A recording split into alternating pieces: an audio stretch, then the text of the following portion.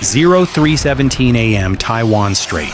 An air defense console flags multiple PLA aircraft crossing a familiar line. Again, this time they don't turn back. Electronic support signatures follow. Jammers activate. Fighters tighten spacing to combat formation.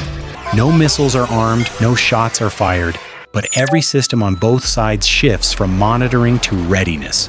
This is not an accident. This is not a drill. How many crossings does it take before a routine patrol becomes a deliberate escalation? At what point does restraint stop being stability and start becoming vulnerability? China is not testing Taiwan's defenses tonight. It is testing decision time. And what happens next proves how quickly pressure can turn into something far more dangerous. The Taiwan Strait has never been a quiet body of water, but for decades it functioned as a buffer, political, military, and psychological. That buffer is eroding. Beijing's position has remained consistent in language but not in method. Taiwan is framed as a core national interest, non-negotiable and unresolved. What has changed is how pressure is applied.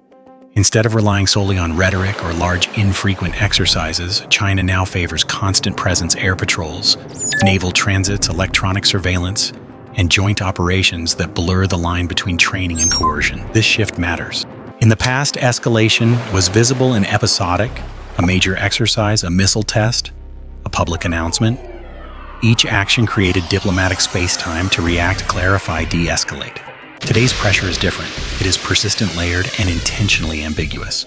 PLA aircraft cross median lines once treated as informal boundaries. Naval task groups operate closer, longer, and in mixed formations. Electronic warfare assets appear alongside fighters not as support, but as signals. None of these actions alone trigger a crisis. Together, they normalize proximity. From Beijing's perspective, this strategy serves multiple goals. It compresses Taiwan's response time. It forces Taipei to expend resources on constant readiness. And it tests how far regional and external actors, particularly the United States, are willing to react without a clear casus belli. For Taiwan, the challenge is asymmetric. Every response risks escalation. Every non-response risks normalization. Scrambling fighters repeatedly wears down airframes and crews. Standing down invites further encroachment. Decision makers are trapped between deterrence and depletion. The broader strategic environment amplifies the risk. The Taiwan Strait sits at the center of critical sea lanes, semiconductor supply chains, and alliance credibility in the Indo-Pacific. Any miscalculation here does not stay local. It reverberates through markets, militaries, and diplomatic channels within hours. This is why pressure across the strait is no longer just about Taiwan. It is about whether control can be maintained when the space for hesitation is deliberately removed. Long before aircraft appear on radar, the confrontation has already begun. Across the Taiwan Strait, intelligence preparation is continuous, layered, and unforgiving. Nothing here is improvised. Every patrol, every crossing, every silence is preceded by days, sometimes weeks of data collection and pattern analysis. On China's side, the People's Liberation Army operates on a principle of information dominance.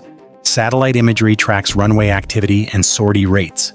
Signals, intelligence maps, radar emissions, and response timing. Electronic reconnaissance aircraft probe frequencies not to jam but to catalog. The goal is not surprise, it is familiarity. Familiarity reduces friction. By repeatedly exposing Taiwanese systems to the same types of contacts at the same altitudes along similar vectors, PLA planners observe reaction time, scramble thresholds, and command handoffs. Which radar lights up first? How long before fighters launch? Which units respond at night versus daytime? These are not academic questions, they are inputs for future decision-making. Taiwan, meanwhile, is not blind or passive. The Taiwan Ministry of National Defense runs a constant cycle of cross-checking radar, infrared visual confirmation, and external intelligence feeds. Analysts compare tonight's tracks against months of prior data. Deviations matter more than volume. A different altitude, a tighter formation, an electronic signature appearing where it normally doesn't. Those details raise flags, but intelligence work here is constrained by reality. Taiwan cannot match China's scale, it must prioritize. That means choosing which signals justify escalation and which must be absorbed. Every decision consumes resources, fuel maintenance hours, pilot endurance. Intelligence is not just about knowing more, it is about deciding what to ignore. External actors add another layer. U.S. surveillance platforms operate beyond the strait, quietly feeding a broader picture to U.S. Indo-Pacific Command. Their presence stabilizes and complicates the environment. While they provide early warning and strategic context, they also influence Beijing's calculus. Every Chinese move is made with an awareness of who else is watching. This creates a dangerous compression. Everyone sees more, everyone knows more, and yet decision windows shrink. When intelligence becomes real-time and visibility as constant, misreading intent becomes easier, not harder. The margin between monitoring and reacting narrows to minutes. And once that margin disappears, events begin to move faster than analysis can keep up. The first shift is subtle. PLA aircraft do not surge forward all at once. They arrive in layers. Fighters at medium altitude support aircraft holding back, electronic warfare platforms just far enough to avoid provocation, close enough to matter. On the surface, naval units adjust course by degrees, not miles, tightening the geometry of the operating area. From Taiwan's perspective, this is the most dangerous phase. Not because anything has gone wrong, but because nothing has. Air defense operators track formations approaching the median line. Some cross it, others parallel it. A few deliberately hover near response thresholds, forcing controllers to decide whether this is pattern repetition or pattern change. Scrambling too early wastes resources. Waiting too long risks losing initiative. Fighters launch. Engines climb through low cloud. Pilots receive vectors stripped to essentials altitude-bearing distance. Radios stay disciplined. No taunts. No unnecessary chatter. Professionalism replaces bravado. Everyone understands the rule set, even as those rules are being tested. In the air, distances compress quickly. 10 nautical miles. 8. 5. Visual contact becomes possible. Aircraft maneuver not aggressively but assertively. Wings rock, headings adjust, formation spacing tightens, signaling readiness without overt threat. Below the sea tells a similar story. PLA naval vessels operate on converging tracks that appear routine in isolation. Together they begin to define space, not a blockade, not an encirclement, a demonstration of presence. Taiwanese ships respond by maintaining distance while refusing to vacate operating zones.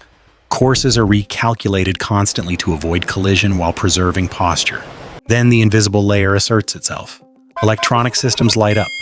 Not full spectrum jamming, but selective interference. Brief signal degradation.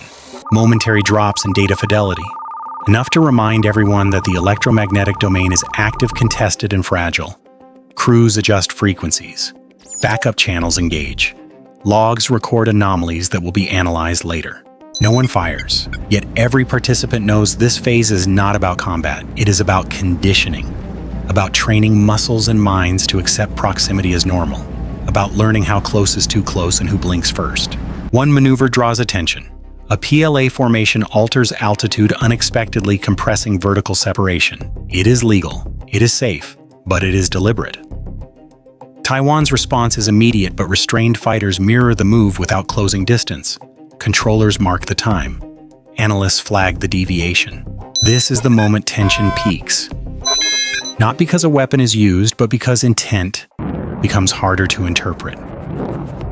Is this a probe, a message, or simply another data point in a long campaign of pressure? In environments like this, escalation does not begin with explosions. It begins when both sides realize they are operating inside each other's decision loops. And once that happens, every second matters. As pressure peaks in the operating area, the real test shifts away from pilots and captains. It moves to command rooms. On Taiwan's side, air and naval commanders resist the instinct to escalate. Rules of engagement remain unchanged. No weapons are armed forward. No radar locks are held longer than necessary. Orders emphasize spacing, predictability, and discipline. The objective is simple but demanding: show resolve without creating a trigger. That restraint is intentional. Every action is filtered through a single question: does this preserve control? Fighters are cycled carefully to avoid fatigue. Ships maintain steady courses to reduce collision risk. Electronic anomalies are logged, not answered in kind. The system absorbs pressure rather than reflecting it. Across the strait, command authority remains centralized. Flight paths, formation changes, and electronic activity follow pre-approved envelopes. Nothing suggests improvisation. This is pressure by design, not emotion. By keeping actions within defined parameters, escalation risk is managed while still pushing boundaries. That balance is fragile. One misinterpreted maneuver, one delayed response, one operator reading intent where none was meant. Commanders understand that their greatest vulnerability is not firepower, but compression. Decisions that once had hours now have minutes, sometimes seconds. This is where doctrine meets reality. Escalation control depends on clear signaling, yet signals are increasingly ambiguous. A formation change might be a message or a routine adjustment. Silence might indicate restraint or preparation.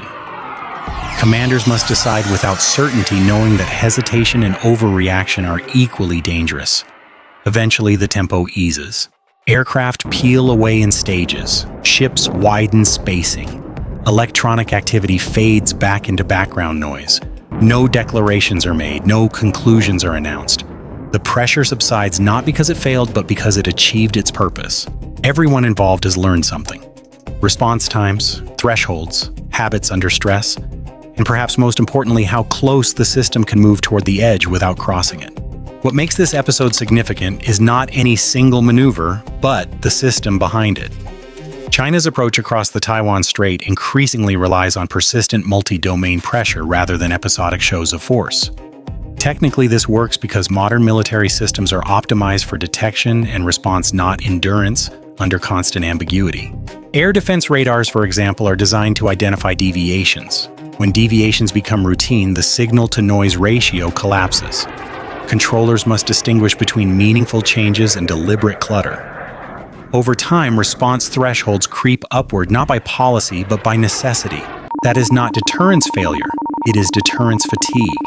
In the air domain formation, geometry and altitude layering are doing quiet work. By flying mixed packages, fighters support aircraft electronic platforms at varied altitudes, and spacing planners create overlapping dilemmas. Intercept one element, and you reveal response patterns. Ignore it, and proximity becomes normalized. Either choice yields data. Electronic activity amplifies this effect. Brief, selective interference, rather than full jamming tests. Resilience without triggering retaliation. It forces defenders to switch frequencies, activate backups, and expose redundancies. Technically, minor actions produce strategic insight because they reveal how quickly a system degrades under stress. On the command and control side, compression is the key variable. As reaction windows shrink, automation and pre-authorization expand. That speeds responses but reduces flexibility. Human judgment is pushed to the edges of the loop where it must act faster with less context. The paradox is stark: more sensors, more data, less time to decide. This is why continuous pressure is so effective. It does not seek immediate tactical advantage. It reshapes the operating environment. It conditions crews, strains logistics, and gradually alters what normal looks like. Over time, deterrence shifts from preventing action to managing exhaustion. The danger is not that systems fail spectacularly. It is that they fail quietly by adapting in ways that make escalation easier, not harder. When pressure becomes constant, the margin for surprise disappears. And without surprise, the next crisis starts closer to the edge than the last one did. The immediate impact is not a shift in territory, but in behavior. Airspace management tightens. Maritime traffic adjusts routes. Insurance risk models quietly update. None of this requires a press conference. Markets and operators respond to perceived risk faster than governments ever could. When pressure becomes routine, uncertainty is priced in. For Taiwan, the cost curve steepens. Sustained readiness consumes airframe, life pilot, endurance, and maintenance capacity. Even without combat, the strain accumulates. Every sortie flown to assert presence is a sortie not available later. Deterrence begins to compete with sustainability. Regionally, the message travels. Allies and partners watch how thresholds move and how responses scale. The lesson is not about strength alone, but about endurance under ambiguity. If pressure can be applied continuously without triggering consequences, similar tactics become attractive elsewhere. Precedent matters. Strategically, this recalibrates deterrence. Traditional deterrence relies on clear red lines and decisive responses. Persistent pressure blurs both. Actions remain below the threshold of war while steadily narrowing maneuver space. The result is a security environment where escalation risk rises not because someone crosses a line, but because the line dissolves. Politically, narratives harden without formal commitments. Domestic audiences hear reassurance. Diplomatic channels emphasize restraint. Behind the scenes, crisis management mechanisms activate more frequently, not less. Hotlines are tested, back channels reopen, stability is maintained, but at a higher baseline of tension. The most consequential effect is psychological. Commanders stop asking whether a move is escalatory. They start asking whether not responding sets a precedent. Once that question dominates, the system has already shifted. Pressure no longer seeks resolution, it seeks normalization. And normalization is what makes the next crisis arrive faster, closer, and harder to control. This episode will not be defined by a strike, a clash, or a formal crisis. It will be defined by how close everything moved without breaking. Across the Taiwan Strait, what unfolded was not a failure of deterrence, but its evolution. Pressure replaced provocation, persistence replaced spectacle. Control was tested not through firepower, but through endurance, discipline, and decision-making under compression. No commander lost control, no system malfunctioned. Yet the margin for error narrowed. Every flight, every patrol, every electronic signal operated inside tighter windows than before. Decisions that once allowed time for consultation now demanded immediate judgment. In that environment, escalation does not require intent, only misinterpretation. The lesson is uncomfortable. Modern military competition is no longer about crossing red lines. It is about erasing them slowly, about turning exceptional actions into routine behavior, about forcing opponents to choose between constant response and gradual acceptance. This is why the most dangerous moments in future conflicts may not look dramatic at all. They may look professional, controlled, calm, until suddenly they aren't. As pressure becomes normalized, stability depends less on superior capabilities and more on restraint, communication, and the willingness to pause when every operational instinct says to push forward. Because the greatest risk is not when someone decides to start a war. It is when everyone believes they are still preventing one. Bye for now.